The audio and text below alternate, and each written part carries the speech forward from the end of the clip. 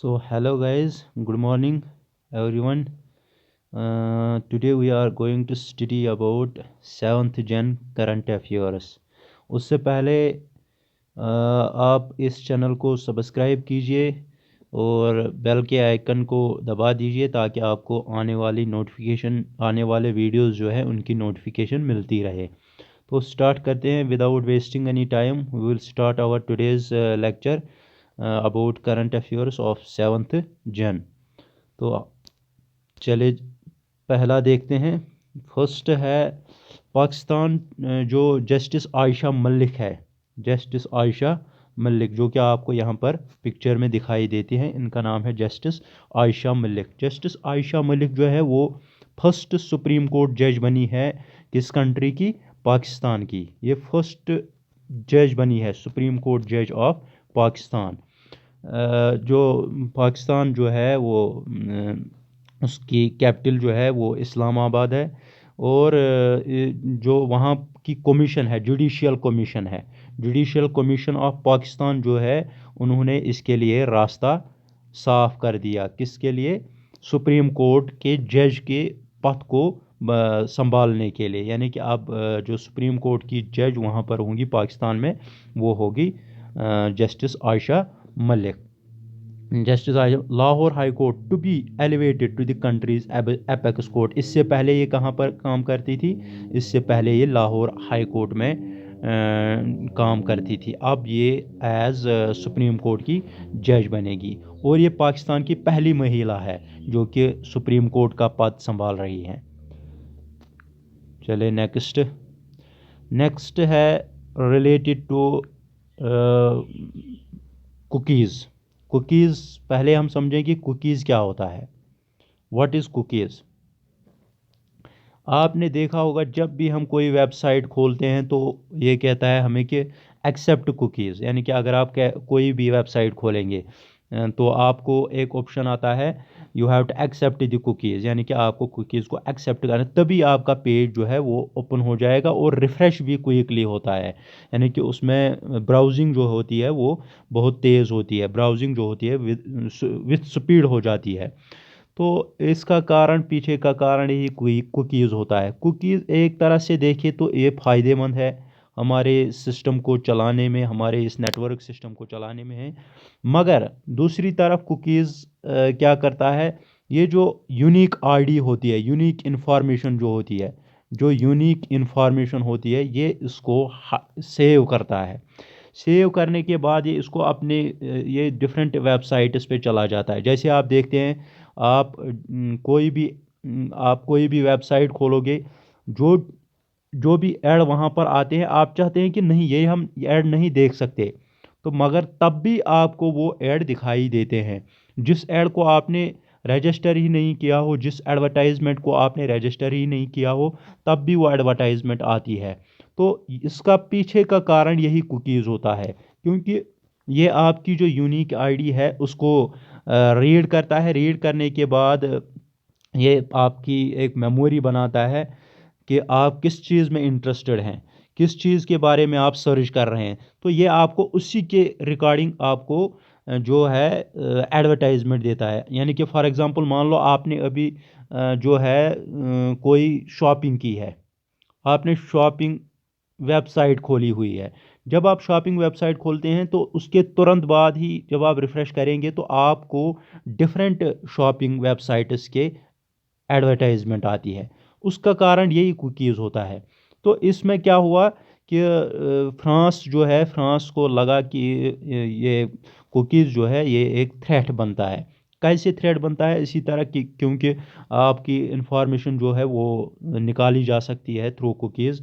Different websites कोई इसके related आपकी जो सिस्टम में घुस सकता है और आपके जो मेन इंफॉर्मेशन है, जो सिक्योरिटी इंफॉर्मेशन है, वो आपको निकाल सकता है वहाँ पर।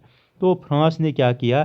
फ्रांस ने जो है उसने 237 मिलियन फाइन किसके ऊपर लगाया है? गूगल और फेसबुक के ऊपर, इसी कुकीज़ के रिगार्डिंग। फ्रांस ने 235 रुपये का 235 जो डॉलर है, $235 का जो ये क्या कहते हैं इसको, इसने इसके ऊपर फाइन लगा दिया है, फेसबुक और गूगल के ऊपर। Facebook was handed A 60 million euro fine. Facebook के ऊपर कितने मिलियन यूरो का फाइन लगा दिया? 60 मिलियन यूरो का फाइन लगा दिया। और 150 मिलियन यूरो फाइन किसके ऊपर इम्पोज किया गया? गूगल के ऊपर। ये किसके थ्रू किया गया? ये किया गया Francis national commission for information technology and freedom, CNIL जिसको हम बोलते हैं। यानी कि CNIL ने गूगल और फेसबुक के ऊपर फाइन लगा दिया है, क्योंकि आपको ये जो कुकीज़ आप दिखा रहे हैं, यानी कि आपको एक्सेप्ट करना पड़ेगा कुकीज़, तभी आपका पेज जो है खुल जाएगा या रिफ़्रेश हो जाएगा क्विकली। तो उसको कहा गया कि आप इसको, इस प्राइवेसी को चेंज करो, इस प्राइवेसी को बदलाव, ताकि हमें आगे कोई दिक्कत ना हो, इससे हमारी इंफॉर्मेशन जो है वो लीक ना हो जाए। तो उसने कितना फ़ाइन लगा दिया? 150 मिलियन यूरो लगा दिया गूगल पर, और 60 मिलियन लगा दिया फेसबुक पर। इसने पिछला वाला रिकॉर्ड जो है वो बीट कर दिया, यानी कि पिछले वाले रिकॉर्ड में 100 मिलियन यूरोज लगा दिया था इस कंपनी पर। किस कंपनी पर? गूगल पर। पिछली बार 100 मिलियन यूरोज लगा दिया था 2020 में। 2020 में 100 मिलियन यूरो, और 2021 में 2022 में इसको लगा दिया है, यानी कि वो 2021 ही हुआ, तो उसका कितना लगा दिया है? 150 मिलियन यूरो गूगल के ऊपर। चले नेक्स्ट आप चलते हैं। नेक्स्ट है, हाल ही में इंडिया नेपाल ने एक पैक्ट साइन किया हुआ है। ये आप देख सकते हैं, ये नेपाल, ये इंडिया है। इंडिया और नेपाल ने हाल ही में एक पैक्ट साइन किया हुआ है, एक मेमोरेंडम ऑफ अंडरस्टैंडिंग का पैक्ट साइन किया हुआ है दोनों के देशों के बीच में। उसमें क्या कहा गया है? एक रिवर है, एक गांव है जिसका नाम है दारचूला, जिसका नाम है दारचूला। ये यहाँ पर आपको दिखाई देता है, ये जो यहाँ पर है इसको बोलते हैं दारचूला। दारचूला और नेपाल के बीच में जो रिवर जाती है उसके ऊपर ब्रिज बनाना है। Dharchula Nepal for construction of bridge over Mahakali river at Dharchula in Uttarakhand. किस रिवर के ऊपर? महाकाली रिवर जो है उसके ऊपर, दारचूला से जो नदी आती है, जो नदी बहती है, उसके ऊपर ब्रिज बनाना है महाकाली रिवर के ऊपर। कहाँ पर? उत्तराखंड में। ये दारचूला किस कहाँ पर पड़ता है? उत्तराखंड में। उत्तराखंड जो स्टेट है वहाँ पर ये उसमें एक गांव है जिसका नाम है दारचूला। उसके ऊपर एक ब्रिज बनाया जाएगा, जो कि किसके बीच में मेमोरेंडम ऑफ MOU साइन किया हुआ है? नेपाल और हिंदुस्तान गवर्नमेंट के बीच में। और इसको साइन करने वाला कौन था अभी क्लियर नहीं हुआ है। अभी ये जो है साइन पैक्टिंग जो है वो हुई है, मगर अभी इस पे काम वाम वगैरह जो है वो नहीं चला अभी, तो ये आगे इसके ऊपर चलेगा काम। तो ये पैक्ट जो है ये इंफॉर्मेशन एंड ब्रॉडकास्टिंग मिनिस्ट्री के जो मिनिस्टर हैं जिनका नाम है अनुराग ठाकुर, उनके और नेपाल गवर्नमेंट के बीच में ये पैक्ट साइन हुआ है। चले नेक्स्ट आप चलते हैं। उसके बाद पीएम यानी कि प्रधानमंत्री, जो हमारे प्रधानमंत्री है, प्रधानमंत्री मोदी साहब, उन्होंने पडिचेरी जो है, पडिचेरी को होस्ट बना लिया है। किसके लिए? यानी कि जो नेशनल यूथ फेस्टिवल्स होने हैं वो कहाँ पर होंगे? वो होंगे पुडुचेरी में। यानी कि होस्ट इसी को बनाया गया है, पुडुचेरी को, as for the inauguration for the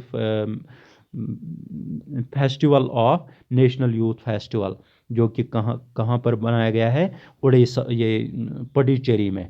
Puducherry जो है इसको हैंड पिक किया गया by prime minister Narendra Modi to host the 25 national youth festival.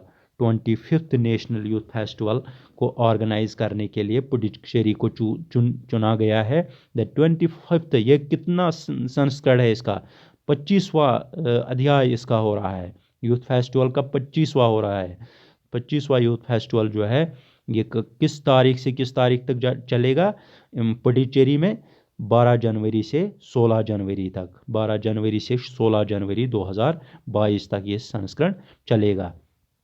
तो ये किसने इसको होस्ट किया, किसने इस पुडुचेरी को एज होस्ट संभाला, एज चूज़ किया है, ये प्राइम मिनिस्टर नरेंद्र मोदी ने किया है। आपको ये भी क्वेश्चन आ सकता है कि इस साल हम कौन से यूथ फेस्टिवल का संस्करण करने वाले हैं, यानी कि कितने अध्याय का करने वाले हैं, तो आपका आंसर होना चाहिए 25th। या आपको ये भी क्वेश्चन आ सकता है कि हम किस डेट से किस डेट तक हम ये यूथ फेस्टिवल मनाने वाले हैं, तो आपका आंसर होना चाहिए 12 से 16 जनवरी तक। 12 to 16 January we are celebrating this youth festival. इसमें क्या कहा गया है, इसमें कहा गया है यूथ फेस्टिवल में, जो ये यूथ फेस्टिवल मनाया जाएगा, इसका मुद्दा मकसद है जो भी यूथ है उनको ज़्यादा से ज़्यादा आमंत्रित किया जाए, किसकी तरफ, आज़ादी महोत्सव की तरफ। यानी कि इसका मोटो जो है, यानी कि इसका मोटो जो है वो है आज़ादी महोत्सव। आज़ादी महोत्सव, आज़ादी महोत्सव यानी कि कैसे हम अपने देश को देश के जवानों को आज़ादी का जज्बा दिलाएं, उनमें जो अंदर के जो भावनाएं हैं उनको उजागर करें, और उनके जो ये टेक्निकल हैंड जो है उनका, उसको कैसे उभारा जाए। ये मतलब इस यूथ फेस्टिवल का यही कारण है। चले नेक्स्ट हम चलते हैं। नेक्स्ट हैं, हाल ही में अतुल केश्यप जो है उनको अपॉइंट किया गया as president of US India business council. US India business council जो है, यूएस इंडिया बिजनेस काउंसिल के जो प्रेसिडेंट है, किसको अपॉइंट किया गया है, वो एक कश्मीरी है, ये क्या कहते हैं इसको, वो एक इंडियन ऑरिजिन है जिनका नाम है अतुल केशप। अतुल केशप को चुना गया है as president of US India business council. Indian origin American diplomat, Indian origin यानी कि इंडियन ऑरिजिन यानी कि इंडिया से बिलोंग करते हैं मगर रह रहे कहाँ पर हैं, अमेरिकन में, अमेरिकन डिप्लोमेट अतुल केशप, उनको अपॉइंट किया गया as president of US India business council, USIBC, US India business council. अगर आपका क्वेश्चन ऐसे भी बन सकता है कि हाल ही में किसको अपॉइंट किया गया as US India business council जो कि इंडियन ऑरिजिन है, तो आपके ऑप्शन होंगे वहाँ पर 4 ऑप्शन होंगे, उनमें अतुल केशप भी होगा, तो आपका आंसर होना चाहिए अतुल केशप। या ये भी क्वेश्चन बन सकता है कि इसको जो है कब से इसकी जो एज प्रेसिडेंटशिप कब से स्टार्ट होनी है, तो वहाँ पर ऑप्शन दिए होंगे 6 जनवरी, 5 जनवरी, 7 जनवरी, 8 जनवरी, तो आपका ऑप्शन होना चाहिए 5 जनवरी। 5 जनवरी से इनको पद संभालना है, 5 जनवरी से इनको प्रेसिडेंटशिप जो है उस पोजीशन पे बैठना है। तो the US chamber of commerce is the parent body of the US chamber, जो यूएस चैम्बर ऑफ कॉमर्स जो है, द यूएस चैम्बर यानी कि यूएस चैम्बर ऑफ कॉमर्स जो है, जो कि बिजनेस मैनेजमेंट के रिलेटेड कंसेप्ट जितने भी होते हैं, how to manage the business, how to enhance our business, how to check, to have a check on the other business counsellors, कैसे हम कर सकते हैं, कैसे हम अपनी जो बिजनेस आइडियाज़ हैं उनको कैसे हम उभारेंगे, तो ये जो है ये सारा कुछ इसी के अंतर्गत आता है।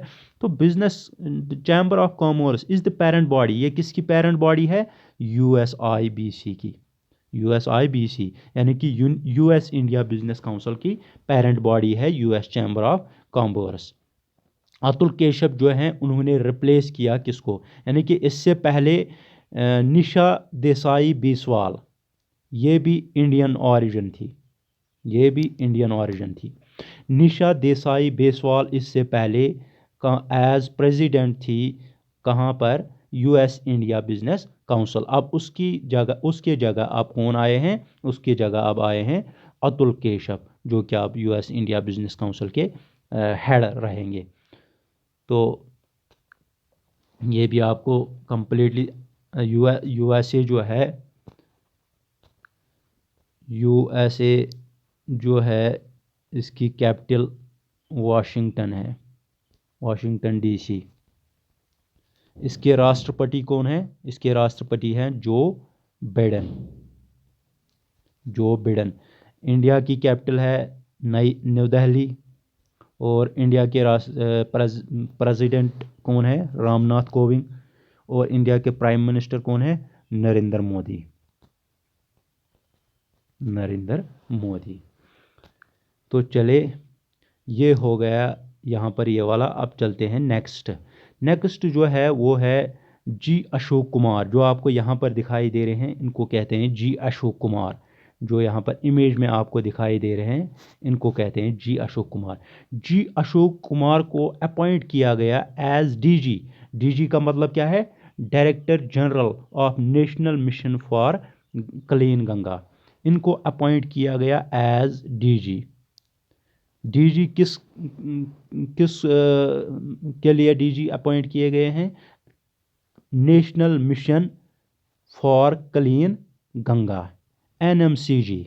NMCG, national mission for clean Ganga. Additional secretary under the ministry of Jal शक्ति। एडिशनल सेक्रेटरी जो कि under the ministry of Jal शक्ति आते हैं, जी अशोक कुमार, इनको was appointed as new director general of the national mission for clean Ganga, जो कि एडिशनल सेक्रेटरी हैं किसके अंडर? मिनिस्ट्री ऑफ जल शक्ति के अंडर। ये एडिशनल सेक्रेटरी है under ministry of Jal Shakti. G Ashok Kumar जो हैं ये एडिशनल सेक्रेटरी है under ministry of Jal Shakti. इनको अपॉइंट किया गया as director general of national mission for clean Ganga. यानी कि ये एक प्रोग्राम है जिसके अंतर्गत गंगा जो है उसको साफ़ सुथरा रखना है। उसके जो उसके रिलेटेड जितने भी प्रोजेक्ट्स आते हैं गंगा के रिलेटेड, नेशनल मिशन जो भी गंगा के रिलेटेड प्रोजेक्ट्स आते हैं उनको हैंडल करने के लिए एज डायरेक्टर अपॉइंट किए गए हैं अशोक कुमार जी को। अशोक कुमार जी को अब एज डायरेक्टर जनरल अपॉइंट किया गया of national mission for clean Ganga. Under the किस मिनिस्ट्री ने इसको किस मिनिस्ट्री के अंतर्गत इसको अपॉइंट किया गया? Under the ministry of Jal शक्ति। उसने सक्सीड किसको किया? उससे पहले कौन थे डायरेक्टर जनरल? उससे पहले डायरेक्टर जनरल थे राजीव रंजन मिश्रा। अब यहाँ पर क्वेश्चन बनते हैं। आपका पहला ही क्वेश्चन होगा अगर एग्जाम में आएगा तो पहला क्वेश्चन आएगा, फॉर एग्जांपल अगर पहला क्वेश्चन आ गया, आपको बताना है कि नए जो डायरेक्टर जनरल बन गए हैं national mission for clean Ganga वो कौन है? तो ऑप्शन दिए होंगे राजीव रंजन मिश्रा होंगे, जी अशोक कुमार होंगे, और दो ऑप्शन होंगे। तो आपका ऑप्शन होना चाहिए, आपका आंसर जो है वो होना चाहिए जी अशोक कुमार, जो कि नए बनाए चुके हैं। अगर अब आपको आएगा कि इससे पहले कौन थे? जी अशोक कुमार से पहले कौन थे? National Ganga mission for clean Ganga कौन थे डायरेक्टर जनरल? तो वहाँ पर ऑप्शन दिए होंगे, तो आपका ऑप्शन आना चाहिए राजीव रंजन मिश्रा। कुमार को, ये जो अशोक कुमार है, इनको पॉपुलरली कहा जाता है rain man of India. Why he is called as rain man of India? क्यों इसको कहा जाता है रेन मैन ऑफ इंडिया? उसका कारण यही है क्योंकि इसने एक बहुत ही अच्छा काम किया है। किसमें? रेन हार्वेस्टिंग में। रेन हार्वेस्टिंग, जो रेन हार्वेस्टिंग होती है उसमें इन्होंने बहुत ही अच्छा काम किया है अंडर जल शक्ति अभियान। किस कैंपेन के तहत? जल शक्ति अभियान। जल शक्ति अभियान। जल शक्ति अभियान के तहत इन्होंने रेन वाटर हार्वेस्टिंग का जो प्रोग्राम चलाया था, कैंपेन जो चलाई थी, यानी कि कैच द रेन। रेन, जो भी बारिश आ रही है उसको कैच करो, उसको पकड़ो। पकड़ने का मतलब ये नहीं है कि आप उसको हाथों से पकड़ोगे। पकड़ने का मतलब है आप इस पानी को जमा करो किसी रिजर्वायर में, फिर इसको इस्तेमाल में लाओ।